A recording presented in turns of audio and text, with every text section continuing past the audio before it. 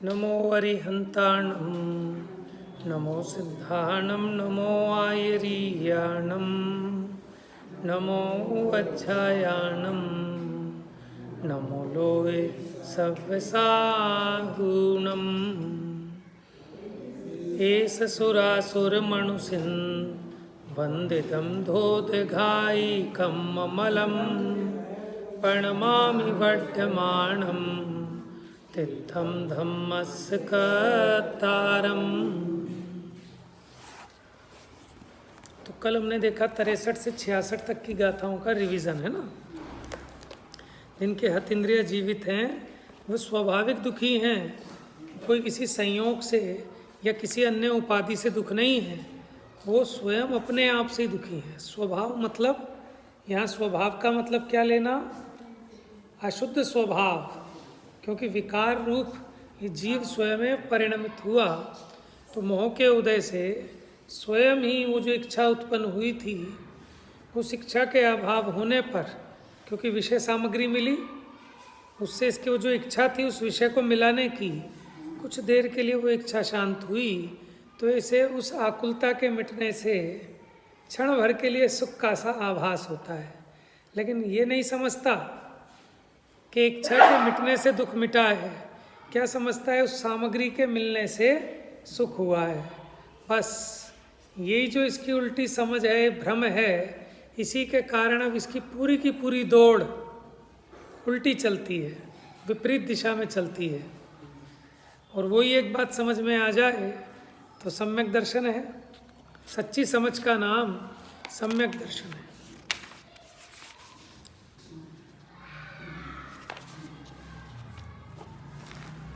निकाल लीजिए page number 115। अब इसी बात को दृढ़ करते हैं। 66 नंबर की गाथा में बताया था कि शरीर सहित अवस्था में भी ये इंद्रियां और शरीर सुखरूप नहीं होता, आत्मा ही सुखरूप परिणमित होता है। इसका मतलब इंद्रियां वो सुख का कारण नहीं है, सुख का कारण भी आत्मा स्वयं है, आत्मा का वो स्वरूप अशुद्ध स्वभाव। अब देखिए 67 नंबर की गाथा इसी बात को और दृढ़ करते हैं। तिमिर हरा जय दिट्ठी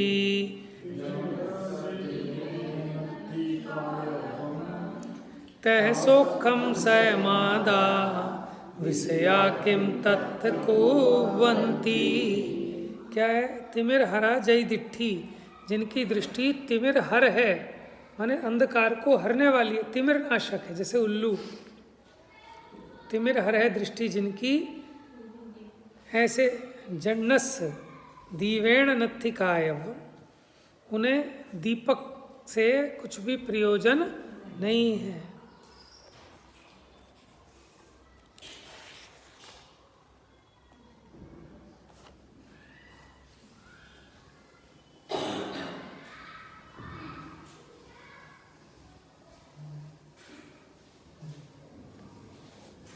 इससे कर लो आप, बोले तो इससे क्या करना है, चल रहा है,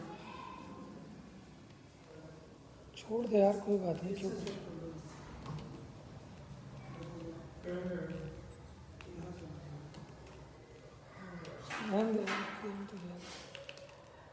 कोई नहीं, रहने दे, हो जाएगा।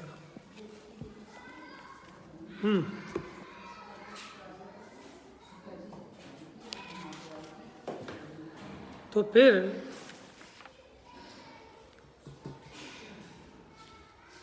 जड़स्य माने जनों की, दीवेण नत्थि कायवम, दीवेण माने दीपक, नत्थि माने नहीं, कायवम माने उसका कोई कार्य नहीं है। तह सोखम सयमादा, तो उसी प्रकार सोखम सयमादा, आदा माने आत्मा, कि जो आत्मा स्वयं सुखरूप परिणमता है, तो फिर विषया किम तत्थ कुवंती, तो फिर वहाँ विषय क्या करेंगे? जब ये आत्मा, पहले में तो बताया कि इंद्रियां सुख की कारण नहीं है, देह सुख की कारण नहीं है। अब कहते हैं कि देह तो नहीं, लेकिन ये विषय तो सुख के कारण होंगे। तो कहते हैं जिसकी स्वयं तिमिर नाशक दृष्टि हो, अब उसे अन्य दीपक के क्या जरूरत? उसी प्रकार जब आत्मा स्वयं सुखरूप परिणमित होता है तो फिर उन विषयों का क्या करेंगे, विषयों की क्या जरूरत है।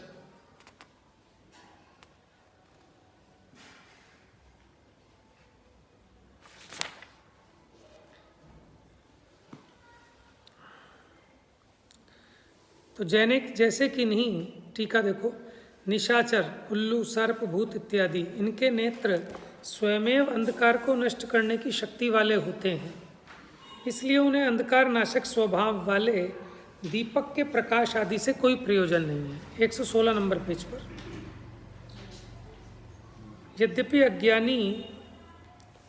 अज्ञानी कैसा मानता है कि विषय सुख के साधन हैं, ऐसी बुद्धि के द्वारा व्यर्थ ही विषयों का अध्यास करते हैं, माने उनका अवलंबन लेते हैं, उनको इकट्ठा करते हैं, उसमें सुख पाने की बुद्धि करते हैं। तथापि संसार में या मुक्ति में स्वयमेव सुखरूप परिणमित इस आत्मा को विषय क्या कर सकते हैं। ये तो स्वयमेव ही सुखरूप परिणमित होता है, तो फिर इसको विषय क्या करें कि जिसकी दृष्टि स्वयमेव तिमिर नाशक हो, तो उसको दीपक क्या करे। तो यानी विषय भी आत्मा के सुखरूप परिणमन में अकिंचित कर हैं, कुछ नहीं करते। फिर देखो 68 नंबर की गाथा में आत्मा सुख स्वभावी है, ये सूर्य के दृष्टांत से सिद्ध किया था। सयमेव जहादिच्छो तेजो गुणो यदेव दानभसी सिद्धो वितहानाणम सुहम चलोगे तहा। तो यहाँ क्या कहा, जैसे स्वयमेव जहादिच्छो माने स्वयमेव, यथा आदित्य, आदित्य माने आदित्य यानी सूर्य, उसमें क्या है, तेज है, उष्णता है और देवपना है। नभसी माने आकाश में। तेज का मतलब प्रकाश और उष्ण का मतलब गर्माहट, दोनों अलग अलग चीजें हैं ना। हीट एंड लाइट, हीट भी मिलती है उससे, ठीक है, हीट वाला है और लाइट वाला है। और देव है माने सबके द्वारा पूज्य है, क्योंकि जगत भी उसे देव मानता है और ज्योतिषी देव तो है ही।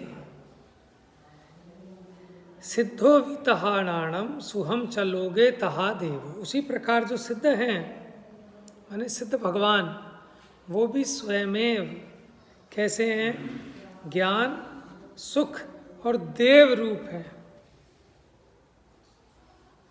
यानी आत्मा ही सुख स्वभावी है और अपने उस स्वभाव रूप परिणमित होता है, तो पूर्ण प्रकट हो जाए तो उसका नाम है सिद्ध दशा। इसीलिए शायद उन्हें सिद्ध कहते हैं कि जैसे थे उनमें गुण, शक्तियाँ, धर्म, उसको उन्होंने सिद्ध कर लिया। ठीक है, देखो एक होती है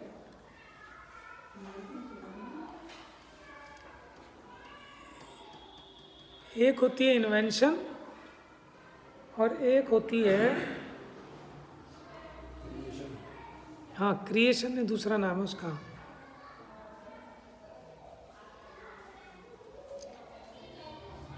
खोज को क्या कहते हैं,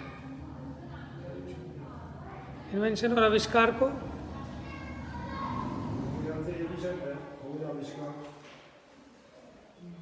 खोज का मतलब है जो था उसको खोजा।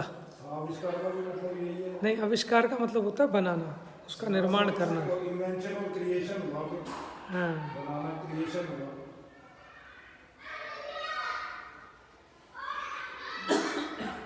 एग्जैक्ट वर्ड याद नहीं आ रहा, बहुत फेमस शब्द है अच्छा, खोज के लिए। मैं यहाँ ये कहना चाहता हूँ कि सिद्ध किसे करते हैं कि जो होता है उसको सिद्ध करके दिखाना। जैसे थ्योरम होती है ना, तो उसको हम क्या कहते हैं कि प्रूफ करो। तो उसके लिए जब हम स्टार्ट करते लिखते हैं प्रूफ, हम उसका प्रूफ देते हैं, सिर्फ उसको क्रिएट नहीं करते। ठीक है ना। अच्छा, हिंदी में देखो बड़ा सुंदर शब्द है उसके लिए। जब हिंदी में लिखते हैं ना, जैसे इंग्लिश में लिखते हैं टू प्रूफ, तो वहाँ लिखते हैं उपपत्ति। तो कई जगह लोग ठीक कर लेते हैं, उसको उत्पत्ति कर लेते हैं, जबकि दोनों में बड़ा अंतर है। उत्पत्ति तो हो गई आपकी इन्वेंशन, कोई नई चीज़ उत्पन्न करना, और उपपत्ति कि जो है लेकिन उसको जाहिर करना है, ठीक है ना, उसको न्याय युक्ति तर्क से सिद्ध करके बताना है। तो जिस जीव ने पहचाना कि मैं ज्ञान दर्शन सुख स्वभावी हूँ, और उस ज्ञान दर्शन सुख स्वभाव को जगत को जाहिर करके दिखा दिया, तो इसीलिए उनका नाम सिद्ध। समझ में आया?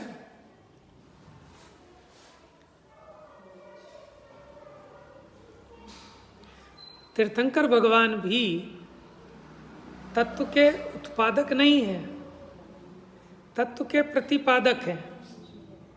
समझ में आया ना? उसका कोई उत्पादन नहीं करते, पहले खोज करते हैं भीतर में अपने स्वरूप की, और उसको जब प्राप्त कर लेते हैं स्वरूप को, फिर उस स्वरूप का प्रतिपादन करते हैं। ना कि तीर्थंकर भगवान ने कोई धर्म नहीं बनाया, बस बताया है। समझ में आया? तो यहाँ कहते हैं वो सिद्ध भगवान अपने आप ही, माने अपने स्वभाव से ज्ञान सुख और देव हैं, माने किसी दूसरे के बनाने से नहीं है। कि उस सूर्य को किसी ने अपने आशीर्वाद से, जैसे चंद्रमा में जो प्रकाश है, तो साइंस ये कहता है कि चंद्रमा का अपना प्रकाश नहीं, हम नहीं मानते इस बात को, जैन दर्शन नहीं मानता इस बात। ज्योतिषी देव है, उसमें अपना प्रकाश होता है, लेकिन साइंस ये कहता है कि सूर्य से प्रकाश लेता है वो, उससे फिर दीप्ति होती है, माने बैटरी चार्ज हो जाती है उसकी, और फिर वो रात में जलता है, सूरज छिप जाता है। ठीक है, साइंस खैर कुछ भी कहे, लेकिन ये तो यही ज्योतिषी देव।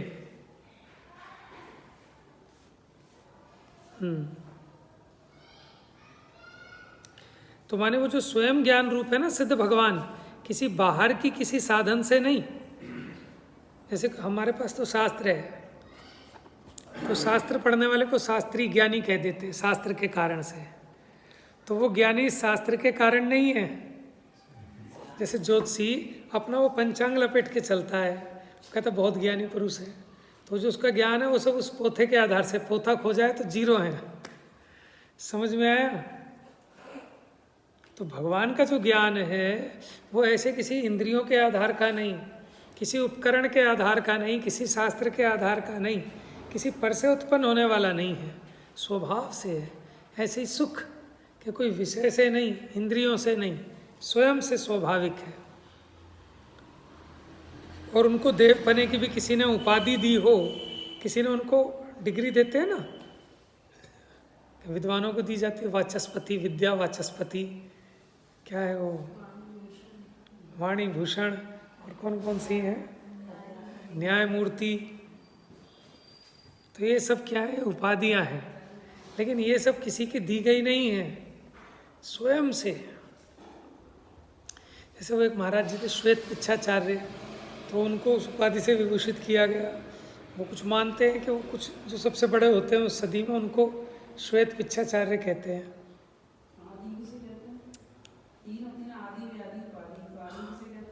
देखो आदिक होते आदि होते हैं मानसिक रोग, व्याधि होते हैं शारीरिक रोग, उपाधि होते हैं बाहर की जो और उपाधियां हैं, जैसे सर्दी हो गई, गर्मी हो गई, बरसात हो गई, उपसर्ग हो गए, सब उपाधियां हैं। और उपाधि का मतलब कर्म के उदय से होने वाला विकार। हाँ, जो बाहर से ऊपर से ला दी जाए वो उपाधि है। जैसे इस रेफरेंस में समझो कि अपने मानसिक दुख से दुखी है, मिथ्या दृष्टि, तो आदि हो गई उसकी, मानसिक रोग है, व्याधि शरीर संबंधी हो गई।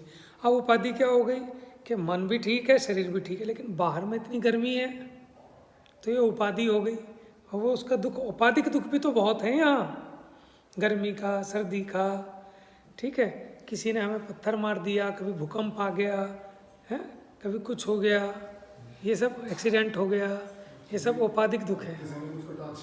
हाँ,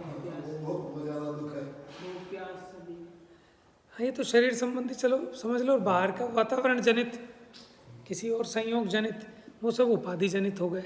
मोक्ष में वो कोई दुख नहीं, आदि व्याधि उपाधि नहीं है। और उपाधि का मतलब वो भी होता है जो आपको डॉक्टरेट वगैरह की उपाधियाँ दी जाती हैं। जो ऊपर से लादा जाए, जो आपका नहीं, उसे कहते हैं उपाधि। किसी ने बिया के लेके उपाधि दे दी। हाँ, जो रागादि विकारी भाव हैं उनको इसीलिए औपाधिक भाव कहते हैं, कर्म के उदय की उपाधि से होते हैं।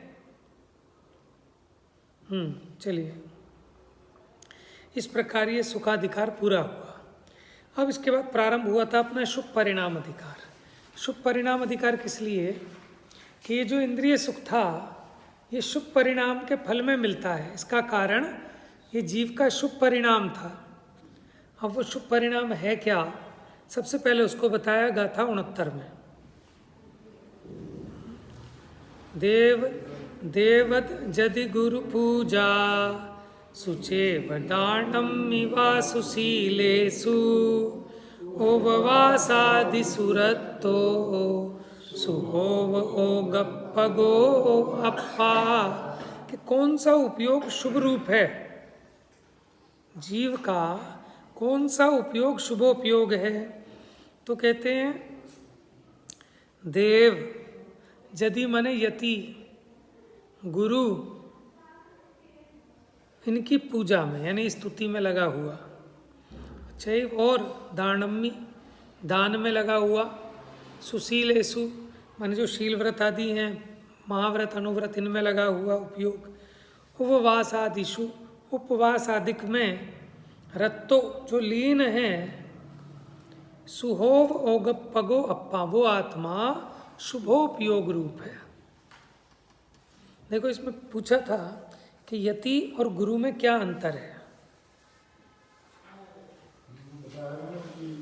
जो साधु अपनी आत्मा की साधना कर रहे हैं वो यति तो हैं, लेकिन गुरु नहीं है। गुरु तो उसको कहते हैं जो आपको पढ़ाए लिखाए, ट्रेनिंग दे, शिक्षा दीक्षा दे।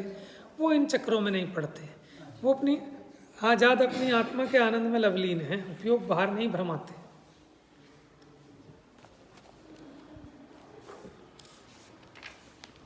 तो इंद्रिय सुख संबंधी हमने विचार किया। तो इस इंद्रिय सुख का कारण रूप कौन है? कि शुभ परिणाम है, शुभोपयोग है। अच्छा, बताओ, इंद्रिय सुख है कि उपादेय है? अच्छा, तो इंद्रिय दुख उपादेय है क्या? जब हम कह रहे हैं ना सुख है, तो फिर अतीन्द्रिय सुख उपादेय है। राग है तो द्वेष तो अपने आप ही हो गया। तो अगर इंद्रिय सुख है तो उस इंद्रिय सुख का साधन, वो शुभ उपयोग, वो भी है, क्योंकि उसी के फल में तो इंद्रिय सुख मिलते हैं। चलिए देखिए, पेज नंबर 119, सबसे नीचे।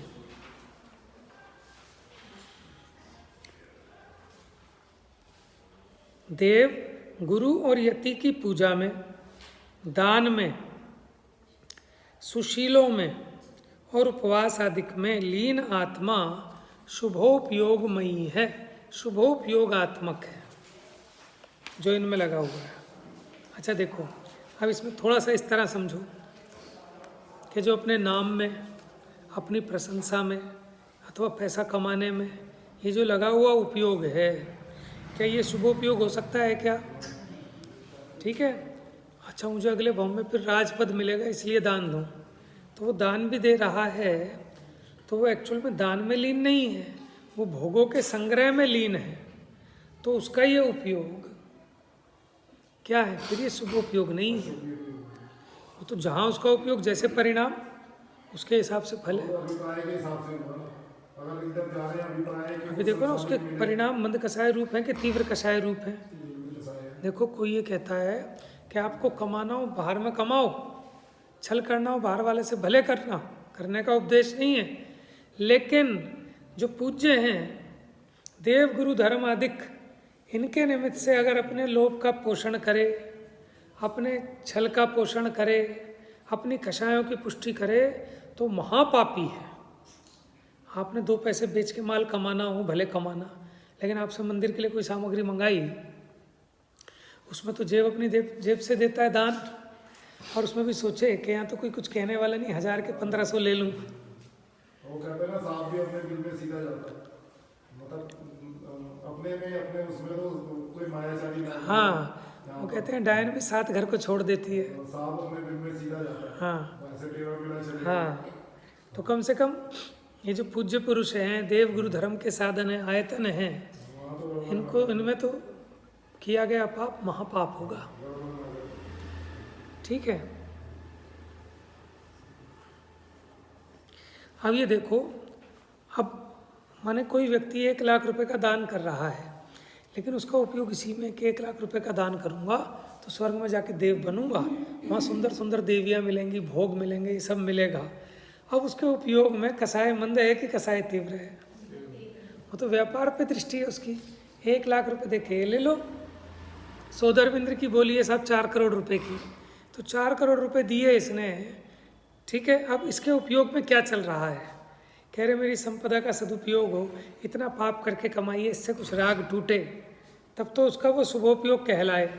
लेकिन अगर उसके उपयोग में एकमात्र इस चीज़ का है कि आज दुनिया को पता लग जाएगा कि हम भी कुछ हैं, समझ में आया ना? ये बहुत अकड़ता है दूसरा करोड़पति सेठ, आज इसकी मैं पूरी इज्जत धूमिल कर दूंगा, तो अपनी कोई कषाय का पोषण, कुछ ना कुछ अपना ऐसा जो प्रयोजन है, अगर उपयोग में उस कषाय की मुख्यता बनी है, तो वो बताओ, आप बताओ कि वो उपयोग शुभ है कि अशुभ है?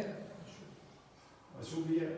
हम सिर्फ क्रिया करने मात्र से मान लेते हैं, और ग्रंथ कह देते हैं क्यों कि हम ये मान के चलते हैं कि मुख्यपने जीव जैसी क्रिया में प्रवर्तता है, मुख्यपने तो उसका उपयोग भी वैसे ही सुधरता है। कदाचित किसी का ना सुधरे तो ना सुधरे, तो इसलिए हम क्रिया का उपदेश देते हैं परिणाम सुधारने के लिए, और मुख्यपने क्रिया सुधरने पर परिणाम सुधरते ही हैं। लेकिन किसी के अगर कदाचित ना सुधरे तो ना सुधरे, एक्सेप्शन है, फिर वो नियम तो है नहीं। पंडित जी से पूछा कि फिर ये क्रिया तो जड़ की है, क्रिया सुधारने का उपदेश क्यों देते हो? चरणान युग में ये खाओ, ये मत खाओ, ऐसे चलो, ऐसे नहीं चलो, ये करो, वो मत करो। तो कहते भैया क्रिया सुधरने पर परिणाम मुख्यपने तो सुधरते ही हैं, इसलिए परिणाम सुधारने के लिए क्रिया सुधारने का उपदेश है। समझ में आया?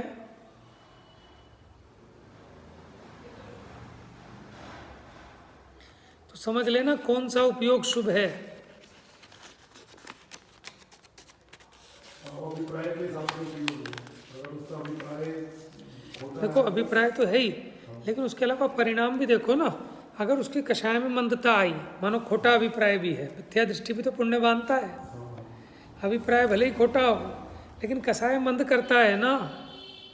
कुछ कषाय मंद होएगी तो पुण्य बंधेगा मिथ्या दृष्टि को भी, नहीं तो बंधेगा ही नहीं। और सच पूछो, पुण्य बांध भी लिया लेकिन खोटा ही अभिप्राय है तो पुण्य भी वो पाप रूप होएगा आगे जाके। अभी तो पुण्य बांध लिया, उस पुण्य के फल में इसको अनुकूलता मिली, सारे संयोग अनुकूल मिले, तो उसमें गाफिल होकर इतना पाप बांधेगा कि फिर नरक में जाएगा।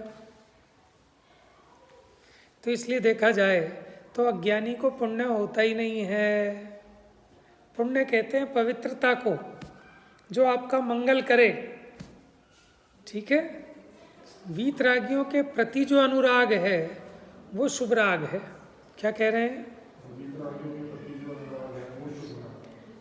शुद्ध भाव की जो भावना है, क्या कहा? शुद्ध भाव की जो भावना है वो शुभ भाव है। भोगों की जो भावना है, साहब हम 10 लक्षण करेंगे, क्या होगा कि सारे दरिद्र मिट जाएंगे हमारे 10 उपवास करने से। कि तेरा दारिद्र्य है क्या? कि दुकान अच्छी चल जाएगी, क्या करेगा फिर? पैसा कमाऊंगा, पैसा कमा के क्या करेगा? फिर पाप कमाऊंगा। समझ में आया? और कोई कहे कि दारिद्रता मिट जाएगी, माने मैं निर्धन हूँ, मेरे पास सम्यक दर्शन ज्ञान चारित्र के रत्न नहीं है, वो मुझे रत्नों की प्राप्ति होगी। मेरे स्वभाव अभी गरीब हुआ पड़ा है, कि मेरा स्वभाव अमीर हो जाएगा, ठीक है, मेरे स्वाभाविक गुणों का विकास होगा। उसके लिए जो दान पूजाशील आदि में प्रवर्तन करता है वो उसका सच्चा अभिप्राय है। सच में तो इसीलिए इंद्र नरेंद्र चक्रवर्ती के पद ज्ञानी सम्यक दृष्टियों को ही मिलते हैं, अज्ञानियों को नहीं मिलते ये पद। क्यों? कि अज्ञानी को पुण्य करने की अकल ही नहीं है, उनके सहज में होता है और ये चाह चाह के भी नहीं कर पाता। समझ में आया? माने जैसे कोई सौतेली माँ है, अब वो कितना भी चाहे कोर्स भी करे वात्सल्य देने का, वो वात्सल्य नहीं दे पाएगी। और कोई अपनी माँ भले ही अनपढ़ हो, अंगूठा छाप हो, कोई ट्रेनिंग नहीं ली, कोई कोर्स नहीं किया, लेकिन पुत्र उत्पन्न होते ही उसको स्वयं में वात्सल्य होता है। समझ में आया?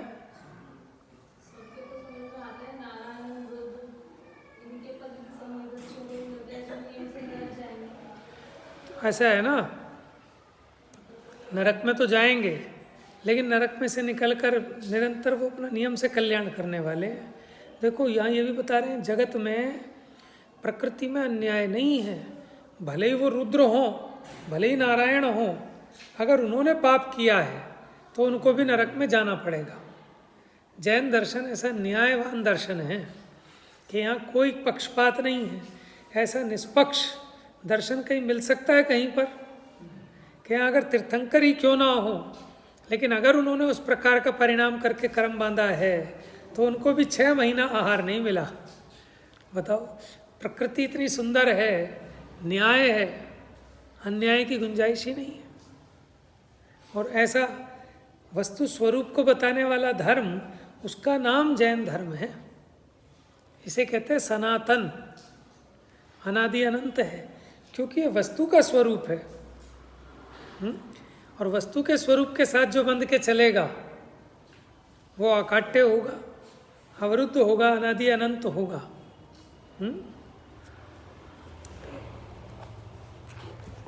देखो पेज नंबर 120।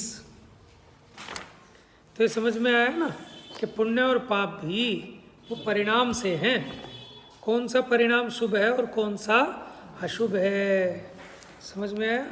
अब कई लोग परेशान हो जाते हैं, अरे साहब मेरे नाम की घोषणा तो हुई नहीं, मैंने 1 लाख रुपए दिए थे। ये तो 1 लाख की बात है।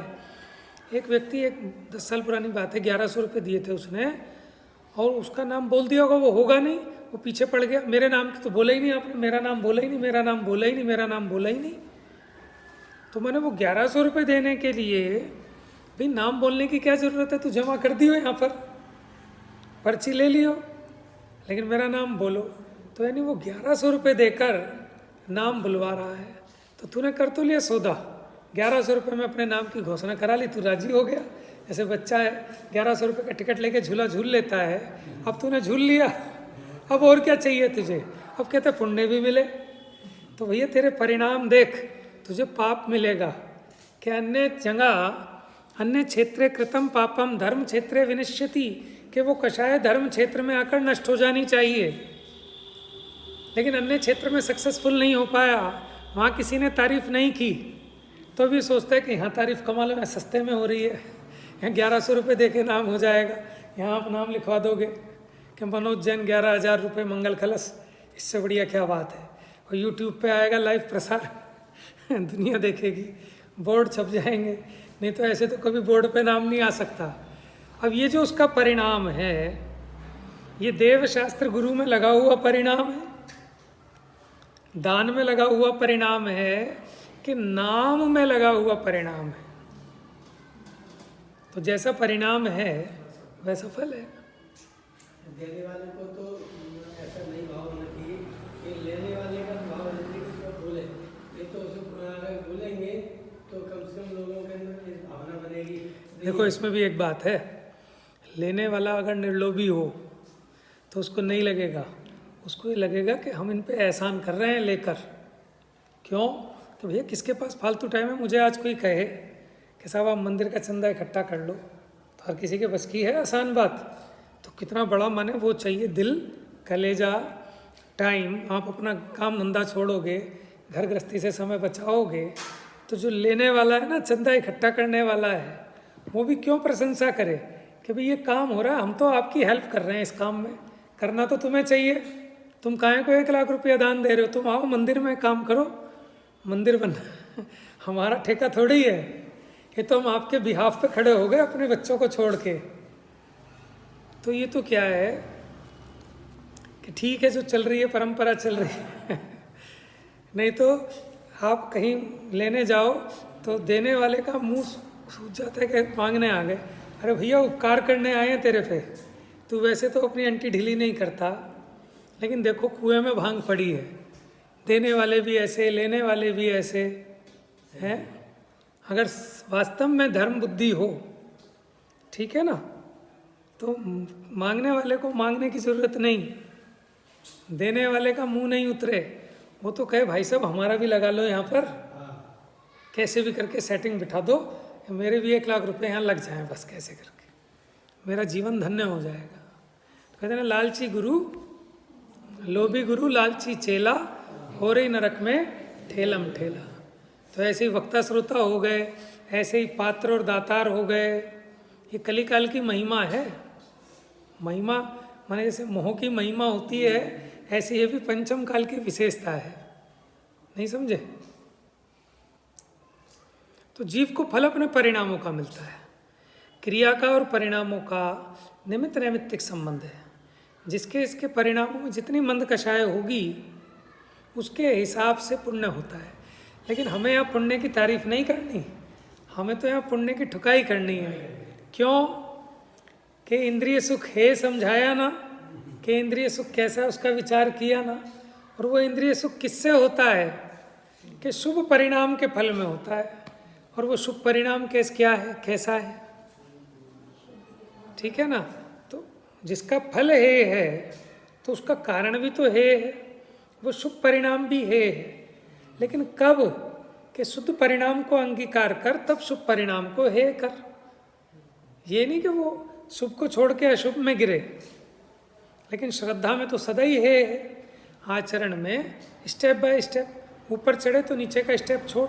लेकिन दृष्टि में तो ये रहता है ना कि ये स्टेप भी छोड़ना है, ये स्टेप भी छोड़ना है, लेकिन छुटते क्रम क्रम से हैं।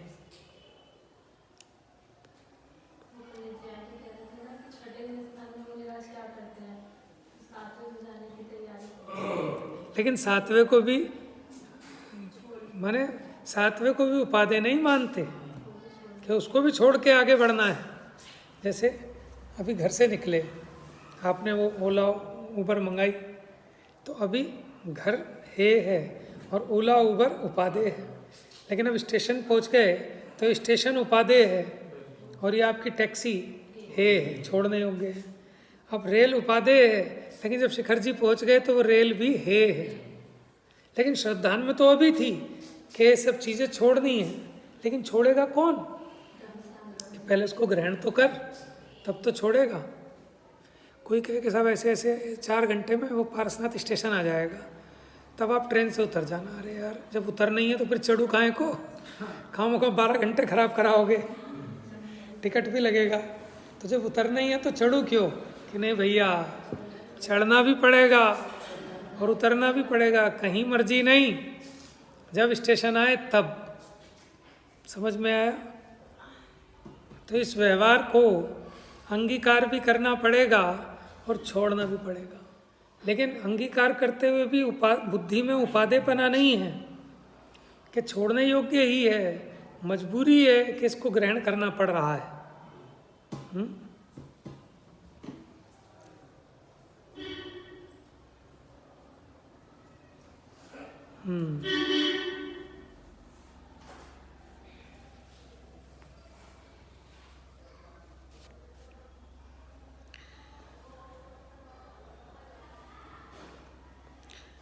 एक 120 नंबर पेज टीका पढ़ते हैं। जब यह आत्मा दुख की साधन भूत ऐसी द्वेष रूप तथा इंद्रिय विषय की अनुराग रूप अशुभोपयोग भूमिका का उल्लंघन करके, देखो अशुभोपयोग को डिफाइन कर दिया यहाँ पर।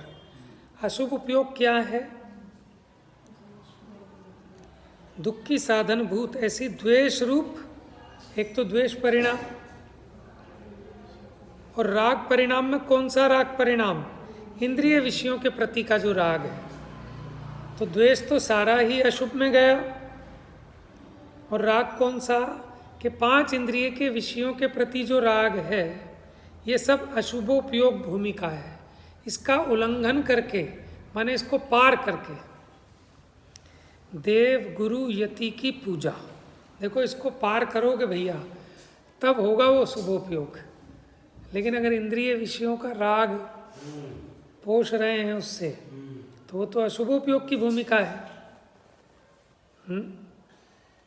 कि हमने सीख लिया और प्रेरणा भी दी है ग्रंथों में प्राथमिक जीव को कि दान देने से पुण्य का संचय होता है, उसी के फल में सब जो तेरे को आज जो कुछ मिला है सब पुण्य के फल का है। बात तो सच्ची है, लेकिन प्रारंभिक भूमिका वाला इसके माध्यम से धर्म अधिक में लगता है। फिर वहाँ यथार्थ उपदेश का ग्रहण होता है तो उसका यथार्थ अभिप्राय भी समझता है। फिर देव गुरु यति की पूजा, पूजा माने अष्टद्रव्य का ही नाम पूजा नहीं है, उनके प्रति जो बहुमान है वास्तव में तो वो पूजा है। दान, शील और उपवास आदि के प्रीति स्वरूप धर्मानुराग को, इसमें प्रीति होती है। अब बताओ उपवास करने में किसको प्रीति है? उपवास करने में अनुराग है कि भय लगता है कि द्वेष लगता है? ये करता है ना तो भी किसी लोभ से, आशा से या किसी भय से कि संयोग ना छूट जाए। ये एकलौता बच्चा है, एक ऐसी ऐसी मान्यताएं मानते थे ना लोग, जैसे वो कौन पूछते होई करवा चौथ के एकलौते ही आदमी कहीं मर ना जाए, इकलौता बच्चा इतनी मुराद के बाद हुआ कहीं मर ना जाए, है ना, उसके लिए उसे पूजते हैं भयवश, आशा और स्नेह से जो पूजते हैं। तो आशा और स्नेह ये तो अशुभोपयोग की भूमिका है। आशा किसकी है? 5 इंद्रिय के विषयों की।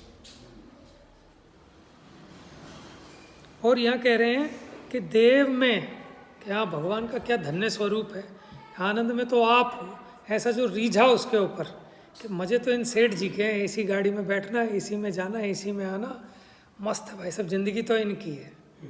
इसे कहते हैं पूजा। जिसको भगवान को देख के लगता है कि यार मस्त तो ये मज़े तो इनके हैं, ऐसा जीवन होना चाहिए, उसको कहते हैं देव की पूजा। ऐसे यति को देखकर कि क्या अपनी साधना में विचरण करते हैं, किसी से मतलब नहीं, ना काहू से दोस्ती ना काहू से बैर, अपने में मस्त है, कुछ नहीं, कोई आशा नहीं, कोई भय नहीं, स्वाधीन विचरण करते हैं। क्या आनंद होगा इनकी परिणति में। उनको देखकर जो रीझा, इसका नाम पूजा है। उनको बेचारे हुए वो पूजा नहीं है। तो घबराहट है ना, उसको अंदर में डर लगता है। तो यही तो है अजीबोगरीब बात। और त्याग, संयम, शील, उपवास, इनमें अनुराग, प्रीति। बताओ भूखे रहने में किसको प्रीति होती है? उपवास करने में आनंद आता है कि खाने में आनंद आता है? समझ में आया? उपवास ये तो बाह्य साधन है, और उप माने नज़दीक। किसके नज़दीक? कि आत्मा के नज़दीक वास करना। उस समय सारे विकल्पों को दूर हटाकर, ठीक है, अपने अंदर में आनंद करेंगे। एक विकल्प भी घातक है तो उस विकल्प का सफाया नहीं होता था, वो परेशान करता था, तो नियम ले लिया कि आज भोजन का त्याग, परिणति वहाँ भागेगी नहीं। तो वो शुभोपयोग है। क्या मतलब? कि जिसकी दृष्टि में शुद्ध नहीं है, शुद्ध भाव नहीं है, शुद्धोपयोग का लक्ष्य नहीं है, उसको कैसा शुभोपयोग? देखो वीतरागियों के प्रति का जो राग है वो शुभ राग है। त्याग करने में अनुराग, उससे पुण्य बंधता है। त्याग करने में अनुराग, इसको त्याग करने का अनुराग है कि इकट्ठा करने का अनुराग है? इकट्ठा करने का अनुराग वो तो परिग्रह है, पाप है। समझ में आया? यहाँ से देता हुआ दिखेगा लेकिन दे नहीं रहा, ले रहा है। एक हाथ दीजिए, हाथ लीजिए। अरे क्या लीजिए? विशुद्धता लेनी थी, वो राग का त्याग करना था उसके साथ, परिग्रह के साथ। सबसे बड़ा त्यागी किसको, सबसे बड़ा दानी पता है किसको कहा है? कि जो इनका त्याग कर दे, वो सबसे बड़ा दानी है। कि कमाना छोड़ दे। कहते हैं 10 लाख रुपए जोड़े ना, दान करूंगा, कि दान मत कर। तू अपने लिए रख ले और तू कमाना त्याग कर दे, इससे बड़ा उत्तम दान कुछ नहीं है। समझ में आया? लेकिन हम क्या कहते हैं कि साहब कमाएंगे नहीं तो दान कहाँ से करेंगे, खूब कमाओ। तो लालची है ना हम भी, तो हम भी उपदेश करते हैं सेठ जी खूब कमाओ, आप हो तो ये मंदिर है कि क्यों सेठ जी की ज़िंदगी खराब कर रहे हो कि खूब कमाओ। सच्चा उपदेश देना चाहिए ना कि सेठ जी आप एक पैसा दान मत देना, आप कमाना छोड़ो, आप धर्म आत्मा में होता है, मंदिर में नहीं होता, तीर्थ स्थान पे नहीं होता, कहीं मोल नहीं बिकता कि आप धन दोगे और ले आओगे। लेकिन अभी कहा ना लोभी गुरु लालची चेला, कि देखो जैसे वो एक कि शराब एक बुराई है, ठीक है, तो ये छोड़ दो, ये बोतलें सारी यहाँ जमा कर दो कि इस बुराई को हम ख़त्म करेंगे। समझ में आया? वो नीलकंठ कहते हैं कि जितना जहर था जो पी जाए वो भगवान, तो जितनी शराब है जहर है, भक्तजनों आप मत पियो, ये सब यहाँ जमा करा दो, ये जहर हम पी लेंगे। समझ में आया? तो देखो ऐसे ही चल रहा है आजकल तो, कि पैसा बहुत बुरी चीज़ है, तो क्या करो यहाँ दे दो, यहाँ जमा कर दो, आपकी सारी शुद्धि हो जाएगी। समझ में आया? तो ऐसे ही चल रहा है अभी जगत में। लेकिन ये जीव को दर्शन मोह की ऐसी तीव्रता है कि इसको समझ में नहीं आता। ये तो एक कॉमन मैन को समझ में आता है, तभी तो वो गाली बकता है कि पागल हो गए सारे, अंधे हैं। समझ में आया? अपने घर की सब चीज़ दे दे के आ जाते हैं, लेकिन कहाँ देनी, किसे देनी है, क्या करना है, दाता का पात्र का कोई विचार ही नहीं है। देखो ये सब बातें यहाँ से निकल रही हैं इसमें से कि देव गुरु यति की पूजा, दान, शील और उपवास आदि के प्रीति स्वरूप, कि देखो किसको उछाव आता है, आज तो 14 है, आज तो त्याग करेंगे, ऐसा उछाव आता है जिसको उसको होता है शुभ भाव। और अरे अभी तो अष्टमी गई थी, इतनी जल्दी 14 आ गई, नहीं नहीं दोबारा देखो अभी इतनी जल्दी नहीं आ सकती, इसको भय लगता है। तो बताओ कहाँ उपयोग शुभ हुआ, पवित्रता हुई उसके चित्त में, है ना? तो हम कहते तो हैं पुण्य है, पुण्य है, लेकिन पुण्य होता किसे है?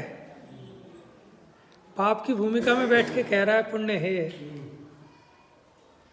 जिनके, और ऐसा पुण्य भी किनके होता है? जिनको पुण्य है समझ में आता है, जिनकी दृष्टि शुद्ध भाव पर है, तब वह इंद्रिय सुख की साधन भूत शुभोपयोग भूमिका में आरूढ़ कहलाता है। कि जब वो शुभोपयोग भूमिका का उल्लंघन कर देता है, देव गुरु यति की पूजा, दान, शील, उपवास आदि के प्रीति स्वरूप धर्मानुराग को अंगीकार करता है, परिणति में उसको ऐसा अनुराग होता है। हैं? ये तो देखो हमारी, हाँ तो गाथाएं तो सारी गहराई वाली हैं, दम हम नहीं, हम दम कहाँ है?